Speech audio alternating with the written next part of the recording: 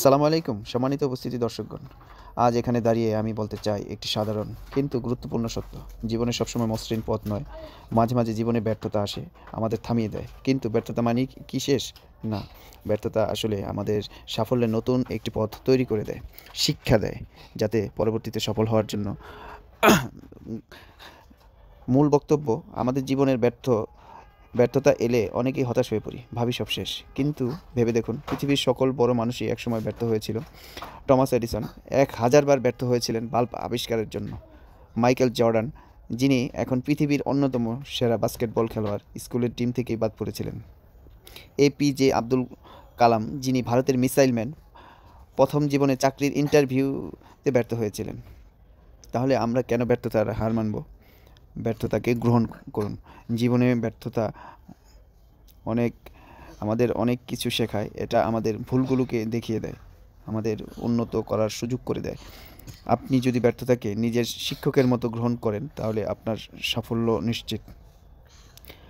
Mindset বদলান। আপনার mindset বদলানো দরকার। ব্যর্থতাকে ভয় পাওয়ার কিছু নেই, বরং নিজের ভেতরের শক্তিকে জাগিয়ে তুলুন। প্রতিবার আপনি যখন পড়ে যাবেন, তখন একবার করে আরও শক্তভাবে উঠে দাঁড়ান। পরিশ্রম ও ধৈর্যের গুরুত্ব। সাফল্য রাতারাতি আসে না, এটা ধৈর্য, পরিশ্রম, আত্মবিশ্বাসের ফল। আপনার চেষ্টা যদি সৎ হয়, তাহলে ব্যর্থতা আপনাকে পথের বাধা নয়, বরং আপনার সাফল্যের গল্পের একটি অংশ। আমার সবশেষে একটা কথাই বলবো, ব্যর্থতা কোনো অভিশাপ নয়, এটা আপনার চরিত্রের পরীক্ষা। এটা আপনাকে প্রস্তুত করে আরও বড় জয়লাভের জন্য। একটি গাছকে আকাশ ছুঁতে হলে তার শেকড় মাটি অনেক গভীরে পৌঁছতে হয়। তাই নিজেকে প্রস্তুত করুন, সাহসী হন এবং প্রতিটি ব্যর্থতাকে জয়ে রূপান্তর করুন। আপনার স্বপ্নকে বাস্তবায়ন করতে পারবেন, কারণ আপনার চেষ্টা ও সফলতার লক্ষ্য নির্ধারিত করে আপনাকে এগিয়ে যেতে হবে। সফলতায় কিছু গুরুত্বপূর্ণ বিষয় রয়েছে, যা প্রতিটি তাহলে সবসময় সফলতার জন্য যে কাজগুলো করতে হবে, আরামের কিছু গুরুত্বপূর্ণ বিষয়গুলো ত্যাগ করতে হবে। আপনার নির্ধারিত একটা লক্ষ্য থাকবে, সেই লক্ষ্যের জন্য কাজ করে যেতে হবে। সম্ভাবনাময় সব কিছুকে, ব্যর্থতা, সফলতা সবগুলোকেই আপনার ক্যালকুলেশন করে এগিয়ে যেতে হবে। আপনার সামনে যে বাস্তবতাটা আসবে, সেটাকে স্বাভাবিকভাবেই মেনে নিতে হবে।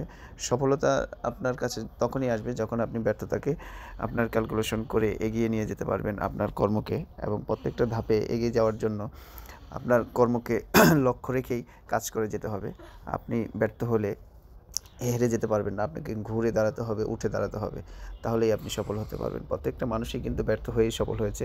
আপনি প্রত্যেকটা সফল মানুষের জীবনী চেক আউট করে দেখতে পারেন। সবাই কিন্তু বারবার ব্যর্থ হয়েছে, এবং তাদের লক্ষ্য এবং তাদের নিশানা কিন্তু একটাই ছিল, সফলতা।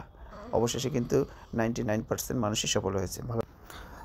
সফলতার সফল ধাঁচে যারা এগিয়ে গেছে, মোটিভেশনাল স্পিকার, এগুলো কিন্তু আমরা প্রতিদিনই শুনে থাকি এবং ভিডিওতে আমরা দেখতে পাই। আসলে সফল হতে গেলে নিজেকে আগে দাঁড় করাতে হবে ওই প্ল্যাটফর্মে, যেখান থেকে মানুষগুলো ব্যর্থতার হোঁচট খেতে খেতে তারপরে সফল হয়েছে।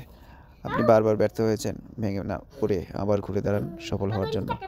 আপনার লক্ষ্যগুলো যখন ঠিক থাকবে, আপনার অ্যাম্বিশনটা যখন ঠিক থাকবে, আপনি যখন পরিশ্রমে ১ নাম্বার হয়ে যাবেন, আপনার কাজগুলো যখন সবগুলো আপনি নিয়ম মাফিক গুছিয়ে করা শুরু করবেন, তখনই আপনি সফল হবেন।